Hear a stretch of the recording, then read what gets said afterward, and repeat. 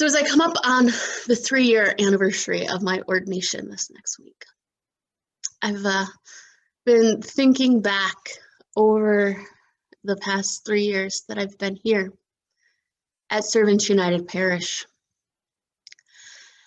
And I remember this one particular time, which took a long time to get through. But as a city, not even a city girl, but as a Midwestern girl in Illinois, I am never afraid of driving. I can take care of it, right? Especially in the Midwest and in Illinois, we get some pretty bad weather in the winter. So I'm thinking back within my first year. So I started in July, and here we are of January. So thinking back to July, I moved to Dwight, a city girl moving to the country, encountering culture shock like you could never imagine. But not only did I have one church to think about, I had two. I had both St. Peter's here in Dwight and Community in Cornell. I was trying to live into the reality of what it meant to be a pastor, what it meant to live out this calling that Jesus had for me and for all of us. I was adapting to what it meant to serve multiple churches in a parish, such geography. You know, it's not just like here to Pontiac. You know, we're pretty widespread and miles in between. And just in December, our colleague, Ed Huddleston, retired. So at that point, come January 1, it was Pastor Jim Davis and myself, serving 6 congregations in central Illinois here. And then, so not only with Pastor Ed retiring, Pastor Jim and I picked up each a third church. So I went from 2 churches to a third church. And so the third church I was at was Trinity in Chenoa. But the thing about this is we have 6 churches. I didn't understand it then, but I get it now more than ever. 6 churches means I serve 6 churches. I don't just serve 3 churches and their community. I serve 6 churches and 6 communities. But as I was just learning what it meant to be a pastor and serving in small town multi-point ministry, Pastor Ed Huddleston had retired and Pastor Jim Davis went on a cruise. And here I am, lonely Pastor Chrissy, running around, doing what I do. And I was in Cornell one January day, and we had an ice storm the day before. And family was coming to visit that evening. And so I was planning to meet them in Morris for supper. And after meeting them in Morris, we were going back to my house for them to stay for the weekend. And so I drive through the snowstorm to Morris, forgot about the ice. All was well, took a little longer to get to Morris than, you know, if it was 60 degrees out or no bad weather. And we get home that night to my house, to the parsonage here in Dwight. And as the family's loading stuff in, I went to my mailbox because I was so excited that I'd ordered something that reminded me of my ordination, with pictures of my ordination and just a reminder of the people that support me on this journey. And it's a good visual reminder for me. So this coffee mug was coming in the mail, and I was so excited. But we had fresh snow on the ground, and there was ice from before. And I was more excited about the mug than I was paying attention to the environment. So my driveway is slanted. So even with that little incline, I was thinking, oh, I'm good. So into the mailbox, got my mail. And as I turned around, I fell. And I'm like, well, I'm okay. I'm young. I learned how to fall with grace in dance class growing up, so we never got hurt. Well, at least we say that we didn't get hurt, because we were taught to get back up and still dance. So I lay there for a few minutes, and my uncle's like, you okay? Being the tough one I am, I said, yeah, I'm fine. So I make my way inside the house, and all of a sudden, when I sat down, I couldn't get up again. I could not bear weight on my foot again for what seemed like forever, which it was 6 months, might I add. So the next day, I decided to go to the emergency room. And at the emergency room, they said it was just a bad sprain. So I was like, okay, yay, something, a short little bump on the road, a little bit of storm. Well, come to find out, I spent the next several months in a boot, a cast, and when I had the cast on, I developed a blood clot in my leg and found out that I did not just sprain my ankle or my foot. I tore something in my foot, broke something, and would eventually need surgery. So the little hiccup turned into a big hiccup. And I was not allowed to bear weight. So it became very difficult for me to get around, especially it's wintertime. And I'd already fallen once. And being on crutches, I think I fell a few more times. But we won't talk about that.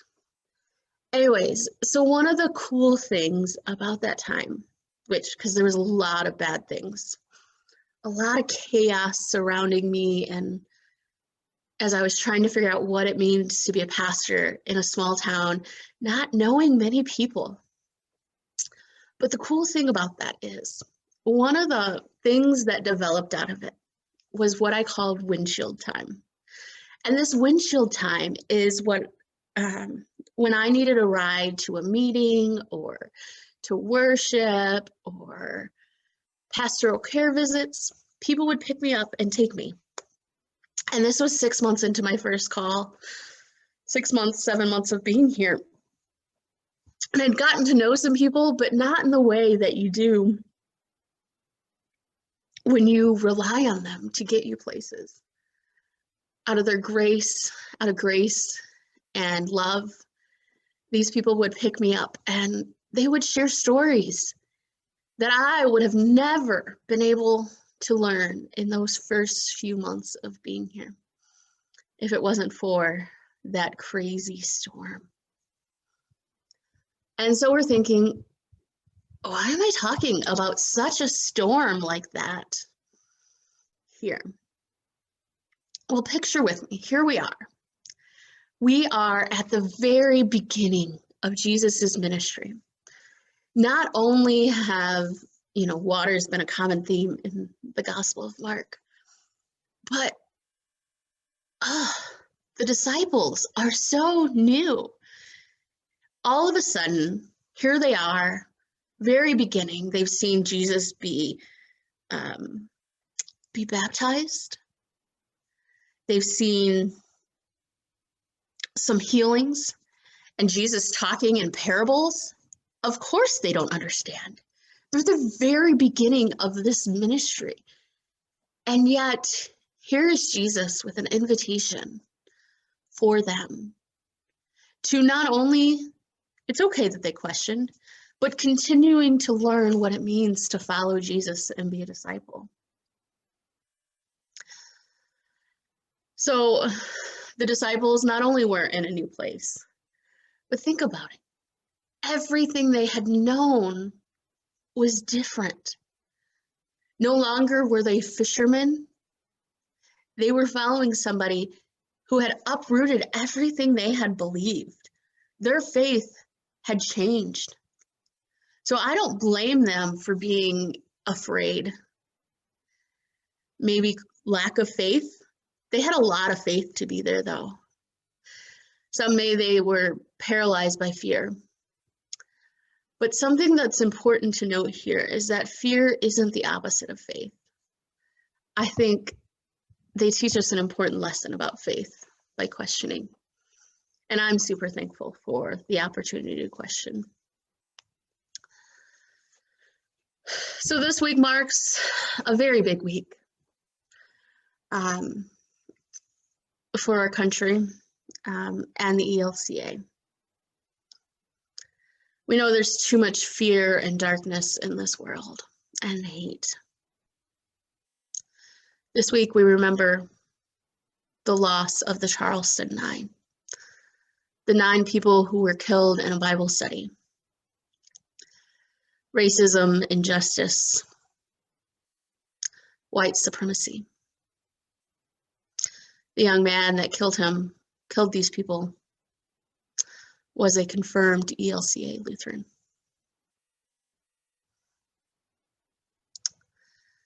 And these years since, we've learned something. We've taken a stand and said, this is not okay. And we acknowledge that something has to be done. We can't continue to let hate and racism rule our world. God calls us to take action and not let fear take action. On the boat, as we take a stand in this boat against the storms of life, racism, injustice, white supremacy, the thing to pay attention to about our text is, 1, Jesus was in the boat. The storm was all around them, but Jesus was with them. And others encountered the storm. We're in community. They were in community. We are not in this alone. Jesus said, "Peace, be still." And the sea was silent. The disciples questioned, "Who is this man that the wind and sea obey him?" And I think that shows that no matter what's going around us, the person in our boat will always be in our boat with us. So in the midst of the chaos of the storm that I spoke of earlier, and in the storms that we're going through right now, 600,000 people have died of COVID in over a year. And we want it to be over. We so do. But friends, it is not over. And the storm around us continues to happen. But yet, Jesus is calling us at this moment and looking at the storm around us and telling the storm to be silent, to be still. Our peace is not focusing on the storm, but who is in the storm with us.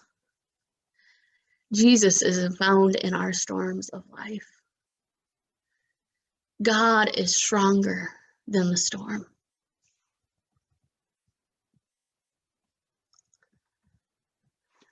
As we think about going about our week, our hymn of the day is "Peace Like a River."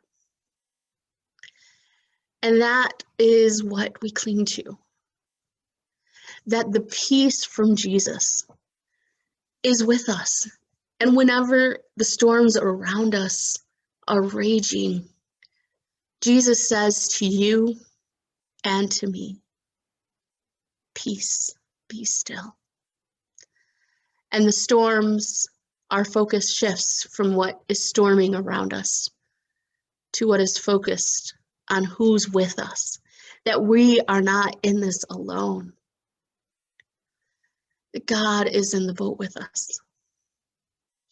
He is calming us and comforting us. And he will not leave us in this storm alone. Amen.